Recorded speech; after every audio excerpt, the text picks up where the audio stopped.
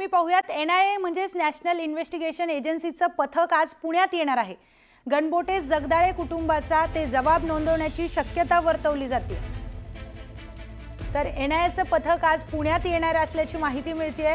त्याचबरोबर गणबोटे आणि जगदाळे हे यातील दोन व्यक्ती जे मृत्युमुखी पडले होते या भ्याड हल्ल्यात, त्यांचा जबाब नोंदवण्याची, त्यांच्या कुटुंबाचा जबाब नोंदवण्याची शक्यता वर्तवली जाते। या संदर्भातली अधिक माहिती आपले प्रतिनिधी वैभव सोनवणे यांच्याकडून घेऊयात। वैभव,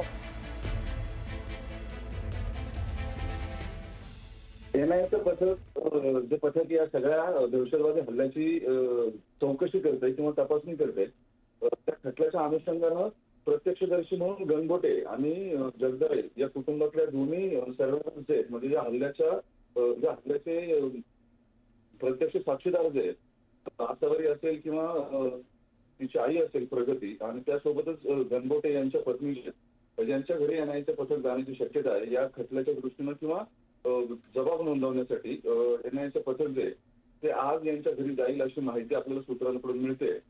अशाच पद्धतीने मुंबईतले जे या हल्ल्यामध्ये वाचलेले लोक आहेत किंवा प्रत्यक्षदर्शी आहेत, त्यांचे सुद्धा जबाब नोंदवले जातील NIAकडून या खटल्याच्या पार्श्वभूमीवरती।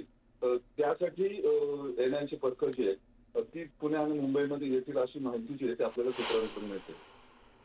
तर NIAचं पथक पुण्यात जाणार असून जगदाळे आणि गणबोटे कुटुंबाचा ते जबाब नोंदवणार असल्याची माहिती मिळते। तिथले ते प्रत्यक्षदर्शी होते, त्यामुळे त्यांनी आपबीती देखील सांगितली। न्यूज 18 लोकमतला देखील त्यांनी आपली आपबीती सांगितलेली आहे। तर धन्यवाद वैभव, आपण दिलेल्या सविस्तर माहितीसाठी। ब्रेकिंग न्यूज समोर येते। राष्ट्रवादी काँग्रेस शरदचंद्र पवार पक्षाच्या प्रवक्ता पदावरील सर्व नियुक्त्या रद्द करण्यात आल्या। राष्ट्रवादी काँग्रेस शरदचंद्र पवार पक्षाचे प्रदेशाध्यक्ष जयंत पाटील यांच्या निर्देशानुसार सर्व प्रवक्त्यांच्या नियुक्त्या अचानक रद्द करण्यात आल्या। 16 एप्रिलला पक्षाच्या बैठकीत पानिपत येथे सरकारकडून बनवण्यात येणाऱ्या स्मारकाला समर्थन नको अशी भूमिका जितेंद्र आव्हाड यांनी मांडली। याला मुख्य प्रवक्ते महेश तपासे यांनी कडाडून विरोध केला। बैठकीत वरिष्ठ नेत्यांच्या भूमिकेला केलेला विरोध पाहता महेश तपासे यांची मुख्य प्रवक्ता पदावरून उचलबांगडी करण्यासाठी सर्वच प्रवक्त्यांच्या नियुक्त्या रद्द करण्यात आल्या। या संदर्भातील अधिक माहिती घेऊयात आपल्या प्रतिनिधी प्रणाली कापसे यांच्याकडून। प्रणाली, नेमकं काय प्रकरण आहे? पानिपत इथं जे महाराष्ट्राच्या शौर्याचं प्रतीक आहे, त्या प्रतीकाला ते स्मारक मोठं करण्याचा विचार महाराष्ट्र शासनाने यापूर्वी बोलून दाखवलेल्या न्यूज 18 लोकमतच्याच कार्यक्रमात स्वतः मुख्यमंत्र्यांनी हे सांगितलं होतं की हे स्मारक आम्ही मोठं करणार आहोत। परंतु याला जितेंद्र आव्हाड यांनी मात्र सभागृहातच विरोध केलेला होता।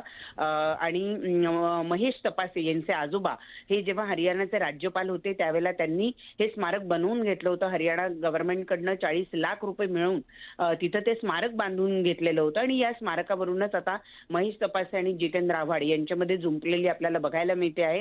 महेश तपासे या स्मारकाला विरोध न करता त्याला समर्थन करावे अशी भूमिका महेश तपासे यांनी पक्षाच्या अंतर्गत बैठकीमध्ये घेतलेली होती, ज्याला जितेंद्र आव्हाड यांनी विरोध केलेला होता। आणि हाच वाद आता विकोपाला गेलेला बघायला मिळतोय, कारण आता महेश तपासे जे मुख्य प्रवक्ते आहेत पक्षाचे, त्यांच्यासह सगळ्याच प्रवक्त्यांच्या नियुक्त्या ज्या आहेत त्या रद्द करण्यात आलेल्या आहे। आणि त्यामुळे कुठेतरी शरदचंद्र पवार पक्षातला हा जो वाद आहे हा आता विकोपाला गेल्याचं बघायला मिळत आहे। त्यामुळेच त्याचं पर्यवसन हे आपण पाहतो की सर्व प्रकारे सगळे जे प्रवक्ते आहेत त्या प्रवक्त्यांच्या नियुक्त्या रद्द करण्यात आलेल्या आहे। नवीन प्रवक्त्यांच्या नियुक्त्या कधी जाहीर सर्व प्रवक्त्यांच्या नियुक्त्या रद्द करण्यात आल्याची माहिती मिळते।